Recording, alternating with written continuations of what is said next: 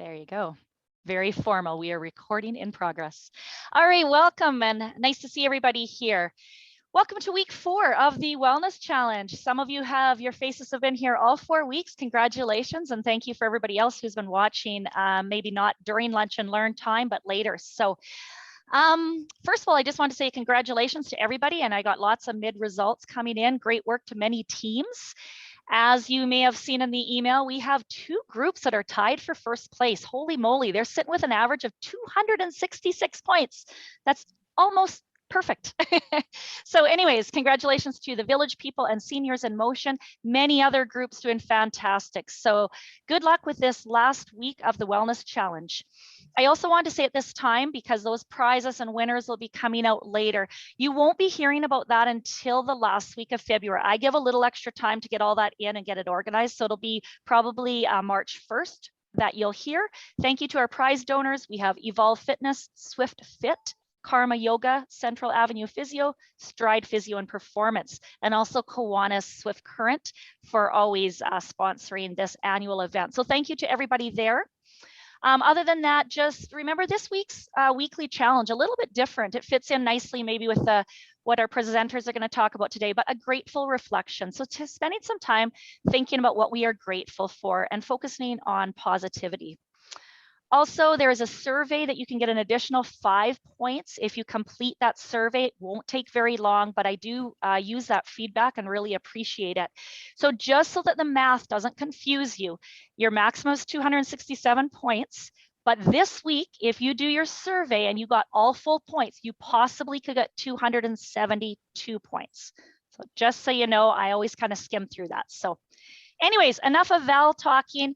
I want to pass it over to 2 presenters who I really thank you for coming today, 2 busy ladies. We have Carrie Chambers and Courtney Reynolds with us today. Carrie is going to begin from Rapid Access Counseling, Fresh Start, and then we'll pass it over to Courtney, and we'll have a little bit of time at the end for questions. So if everybody can just put themselves on mute, let's sit back and enjoy. Thank you, ladies. All right. Hello, everyone. Before I get started, I'm going to just share my screen, and then would love if you could potentially grab a blank piece of paper and a writing utensil. That would be awesome. I'll give you a minute to grab something if you need to. And for those of you who are potentially going to watch later, you can hit pause and grab that and then come on back. So first of all, I just want to say welcome and thank you for including me in your lunch and learns. I am a participant with my staff, so we've been having some good fun in the last few weeks. And yeah, so day 4 lunch and learn. So you guys have, well, I have also watched some really good information. Our focus through my presentation is going to be on personal wellness, or Courtney and I guess. So our focus today includes our emotional, psychological, spiritual, physical, and social well-being. It affects how we think, feel, and act, and it also helps determine how we handle stress related to others and make healthy choices. Our personal wellness is important at every stage of life, from childhood and adolescence through adulthood. So I would love you to take that writing utensil and just draw a big circle on your blank page and divide it into, as you can see, kind of 6 different pie chart areas on your page. Because as we go through these, I want you guys to kind of just check out and see where you are at on your wellness wheel. So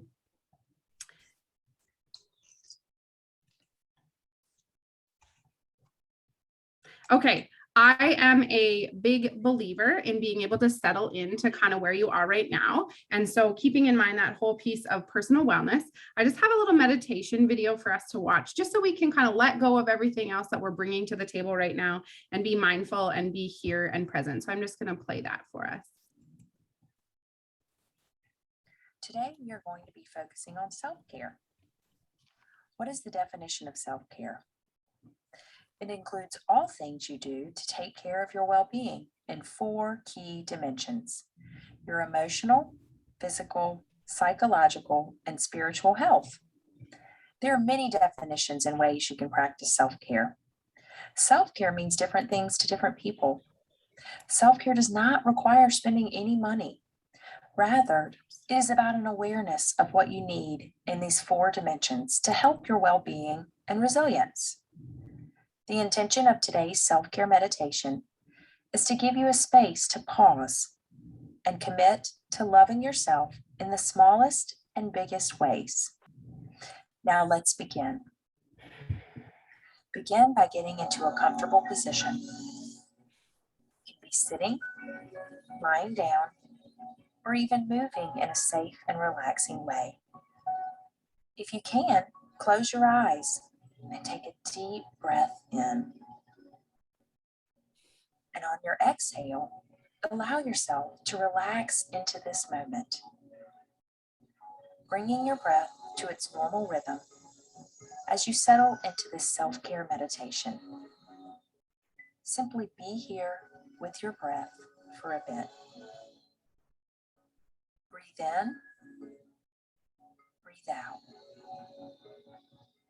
Turning your breath inward towards your heart, your being, knowing you are worthy of receiving love from yourself. You are worthy of being your priority. You are worthy of receiving the love and appreciation and care you so easily give to others. You are worthy of enjoying this self-care meditation. Breathe that in, allowing yourself to be open to receiving your love. Breathing into this self-care meditation. Here, you can listen. Listen to what your inner voice is telling you. What do you need right now? What would nourish your body? What would nourish your mind? What does your soul need right now? Just take a moment to sit with your breath and with the answers that come to you. Breathing in to this self-care meditation. See these answers in your mind. Take in a deep breath of gratitude. And one by one, invite in each of those things you identified to come with you into your self-care journey. Each of those things you know will nurture your well-being. There is no judgment on what you invited in. Remind yourself of what was discovered in this self-care meditation. Maybe you invited in new boundaries you need to put in place to protect your energy. Maybe you invited in the permission to say no. Maybe you invited in the permission to say yes. Maybe you invited in something that seems lavish. It's all okay, and you're worthy of it all. Now taking a deep breath in,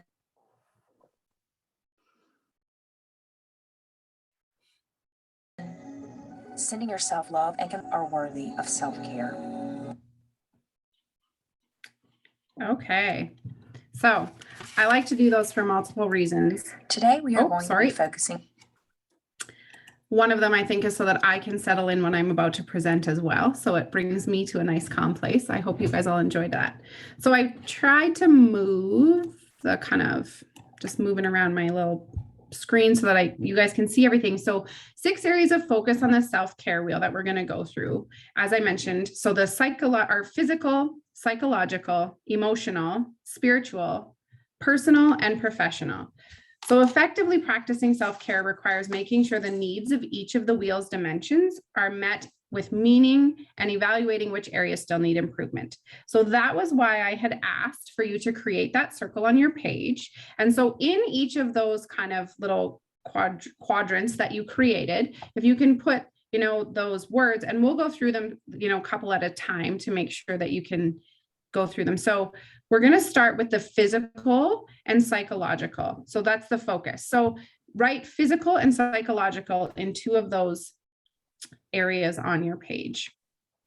So when we're talking about the physical area for you to focus on, are you someone who is exercising, who is getting enough sleep, who is able to unplug, eating healthy, is able to be sexual, and getting regular medical checkups. So in that area, where would you say, starting from the center and growing it up to the outside, put a line or you could shade it in, where would you say, how full would you say that area is for you?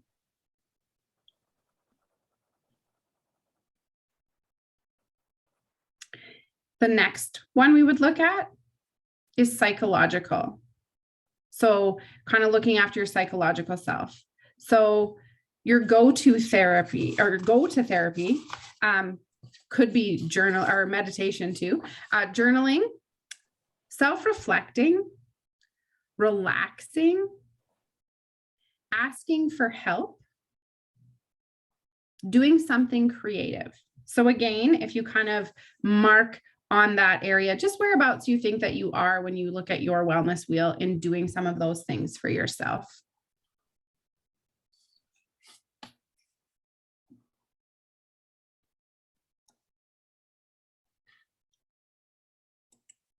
So our next two areas of focus is emotional and spiritual. So for your emotional, are you laughing? Are you able to, find a hobby?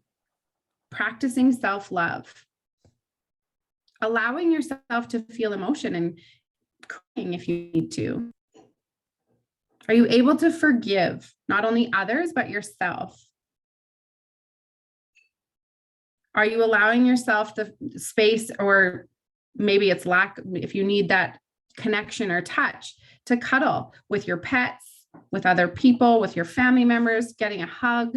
I know that has been missed in the last couple of years, that connection, that holding on. So that emotional connection with others. So again, whereabouts on that wheel would you put yourself?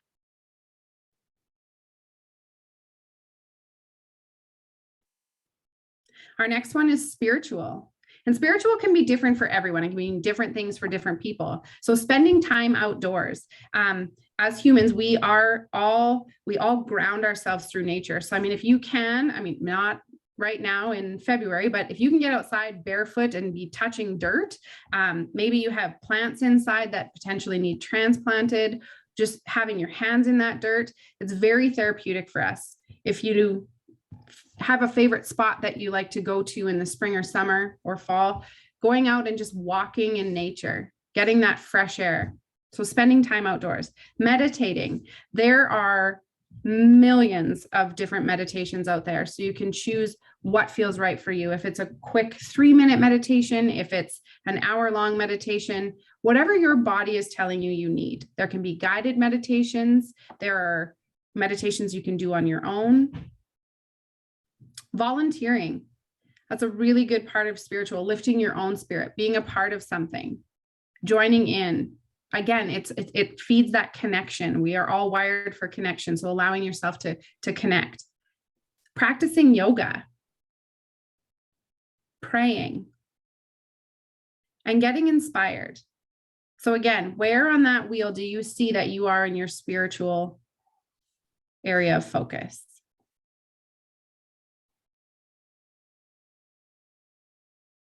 So moving on to the next, the final two areas of focus are your personal and professional. So personal, creating a vision board. For some people, it's like, so a vision board would be putting up the things that you really want to be able to do, or the things that you see that you want to get to, or goals that you're setting out for yourself, creating that for yourself, getting out of debt, establishing some of those goals. It might not be through creating that vision board, but just writing it down.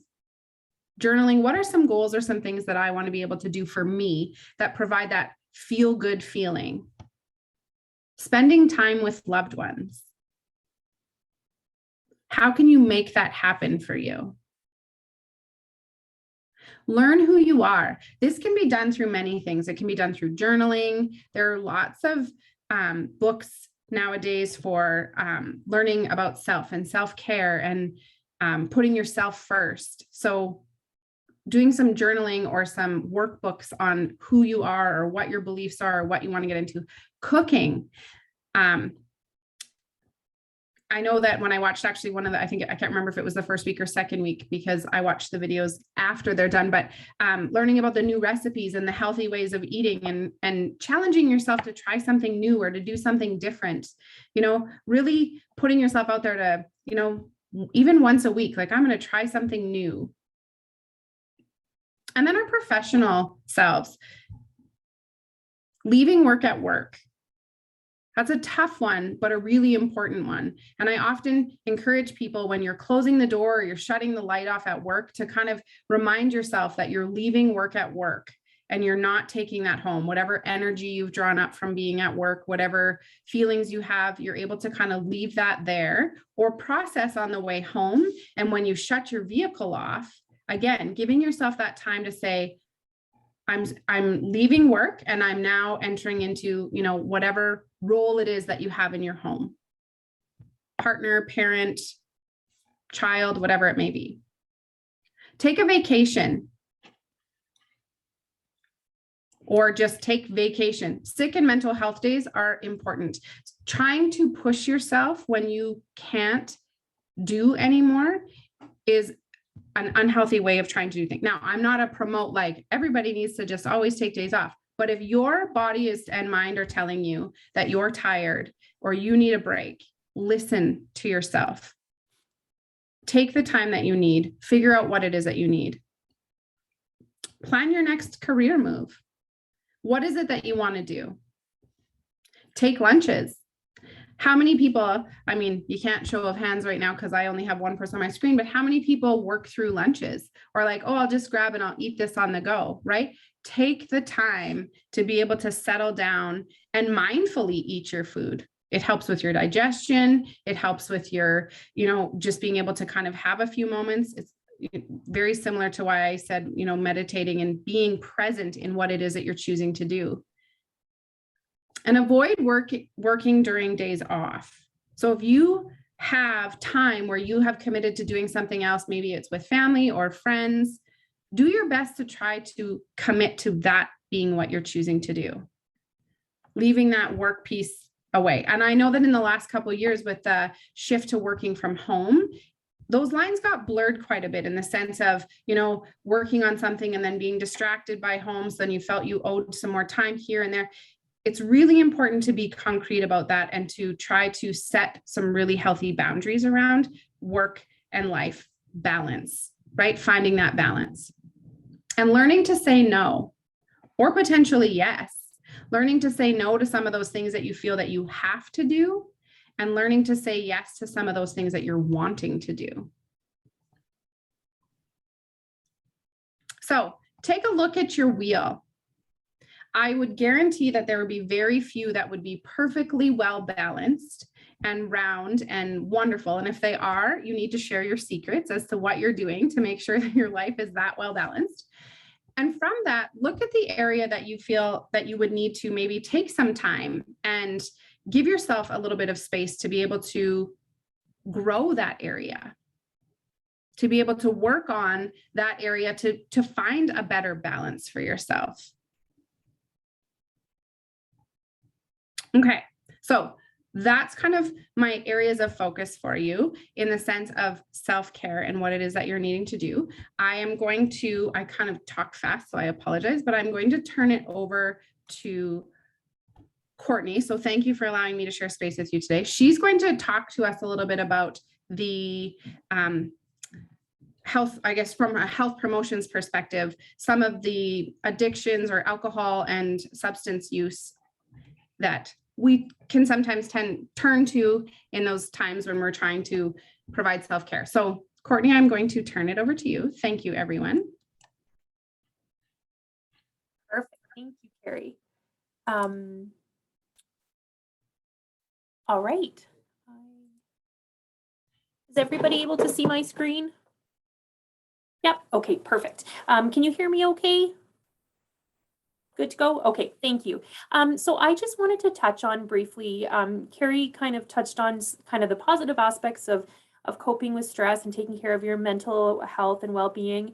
And I think it's a part of us that sometimes, we can overlook or kind of rush over. But I just wanted to touch on substance use in regards to stress management. I know sometimes, in life, we often, whether it's on TV, on shows, movies, we see the idea of, oh, I had a terribly stressful day or something awful happened. And, you go to the bar and have a bunch of drinks to forget about it. And so I know that it can be culturally, we think, have a drink to unwind, and that's okay once in a while, and that's why the Canadian Centre on Substance Abuse and Addiction created low risk drinking guidelines, because it's about doing it in moderation, right? And being aware of what what could be considered problematic and what are some of the potential risks. So I just want to briefly share with you. Just trying to figure out how to get to my next slide here. Okay. So this is in regards to when we are talking about add drink, this is kind of what we mean. So I know there's different, ideas of, what a wine glass is, what a, beer, a schooner versus a bottle. So, 12 ounces of beer, the, 5-ounce glass of wine. So that's kind of what we're referring to when we talk about a drink. So what we like to say in the low risk drinking guidelines is 10 drinks a week for women, with no more than 2 drinks a day most days. And for men, it's 15 drinks a week for men, with no more than 3 drinks most days. So again, this is not encouraging you if you're not a non-drinker, by all means, we're not promoting drinking, but this is just an awareness. If you are a regular drinker, or you do have a few drinks, this is just something to be aware of, that these are kind of the guidelines that we want to stay within. Also planning for non-drinking days every week to avoid developing a habit.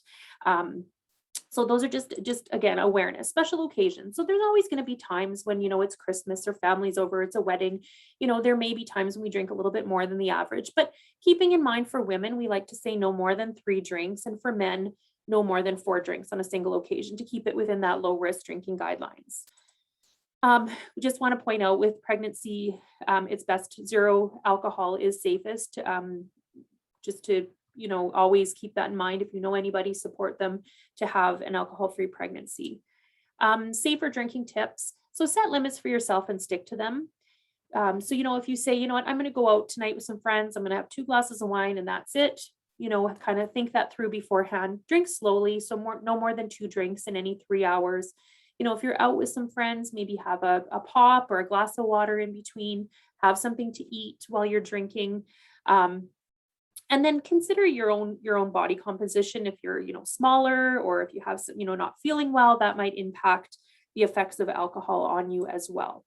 So I'm just going to bring up cannabis. So I'm kind of focusing on, I guess, the 2 legal substances, just because there is not research, and I can't, in good conscience say there's any safe way to use illegal substances. And so with alcohol, because it's been legal for years and years, we've been able to develop guidelines, and cannabis being newly legal, they are starting to develop some, ways to reduce your risk, but this research is constantly evolving. So these are just some things that they have come up with in regards to cannabis. So the only way to completely avoid any risk is choosing not to use cannabis. You'll lower your risk. And I should also mention that this is not, I'm not referring to medically prescribed cannabis when I'm discussing these risk reducing tips.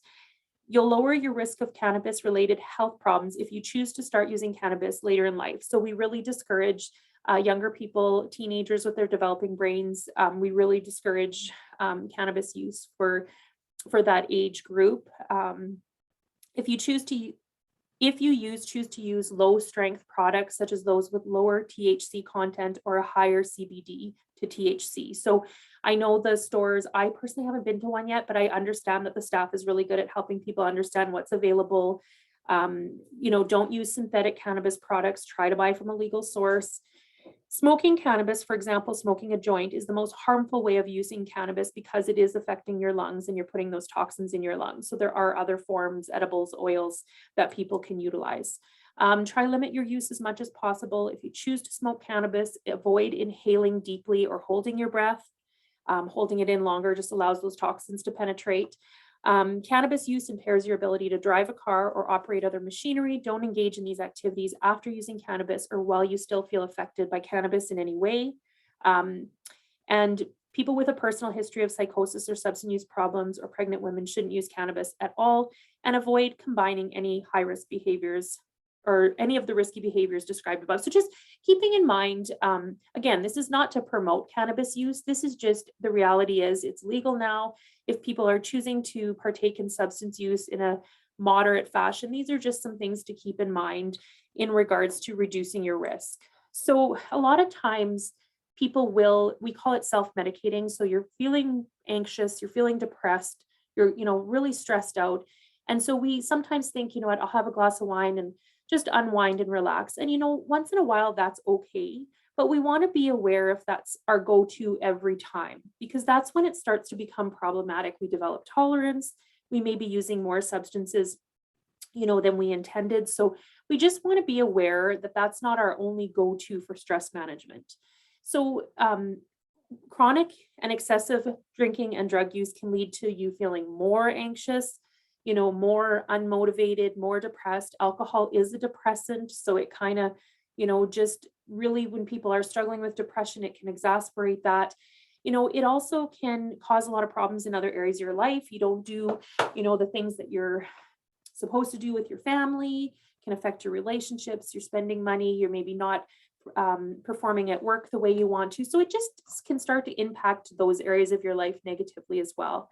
And frequent drug or alcohol use, it can start to affect your ability to function. You're not feeling 100% that day. You're not getting a good night's sleep, because as it says next, it does affect the quality of your sleep and the length of your sleep. We often think, alcohol is a sedative. It puts us to sleep. And while we may fall asleep faster, it's really affecting the quality of our sleep. So we're not getting a really good restful night. And of course, we know when we're not well rested, we don't function well in the other areas of our life. So just some things to keep in mind that, often the thing that we use to, I guess, band-aid a problem like anxiety or depression or stress can actually kind of exacerbate it or create what we call a rebound effect. So, it may help your anxiety. Having some cannabis may make you feel relaxed and help your anxiety, but over time, it actually has been proven to increase anxiety in people. So it's not the most effective way to deal with stress and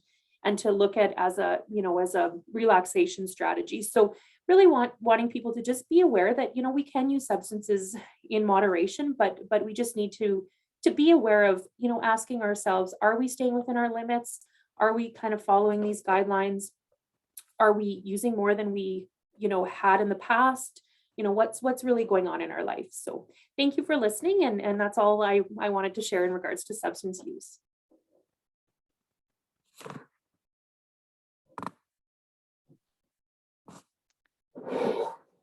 Well, thank you so very much there, Carrie and Courtney. At this time, any questions, comments, things that anybody would like to ask either of our presenters or to share with the group?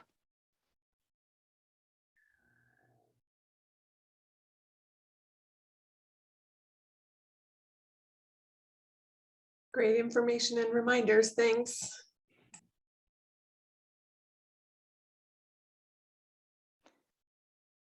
Yeah, awesome. I really like that wheel, Carrie. I think it's a great reminder. I've done that kind of activity in different places and stuff, but it changes throughout our lives too. And I would think for all of us in these last 2 years, that wheel might look quite different than it did before, or retirement looks different, or change of jobs looks different. So I think it's something that we can repeat that activity and look, because what'll happen often is we focus on one area and we really improve in one area, but then we let another part go down because we don't have the time to keep everything balanced. So thank you for sharing that. I thought I had a lot of great ideas. And also Courtney, for yours, just some great reminders. I don't know if we just know that we shouldn't drink too much. We kind of are very general, but we don't look at what does that look like, right? In our lives too, and how it impacts sleep, which we had Leah talk about a few weeks ago, that we think alcohol may improve our sleep, but actually it doesn't work that way. So any other comments before we say a goodbye today? I would just say just that reminder of self-care. I mean, we all as humans like to project like caring for others and what we would, so turn a little bit of that energy into yourself and making sure that you're looking after you, because your best version of you is the best version that you're giving to everyone else. So making sure that you're looking after you, and then it naturally happens for you to be taking care of others and making sure everyone is doing okay. So yeah, thanks for allowing us to share with you today too. It was good. Well, thank you very much, Courtney and Carrie. As you can imagine, these ladies are extremely busy with their work, and we thank you for your work that you do in our community. Thank you for sharing your time and your expertise with our group today. This brings our Lunch and Learns to an end. I'll be kind of sad. I've enjoyed getting together with you ladies and hearing from some of our experts in our communities. So thank you for joining us. I wish you all the best in this last week of the Wellness Challenge, and thank you for participating in the Wellness Challenge. Every year that I do this, I'm not too sure what the community and what individuals want, but I do really appreciate it, and I think it's important for us, whether we agree with all the little details that I've come up with or not. The idea is wellness, and we all can benefit from wellness every day in our lives. And I love what you just said, Carrie. The best version of ourselves is what we can give to others too. So thank you, everyone. Enjoy the rest of your Tuesday. Good luck, and we'll talk to you soon.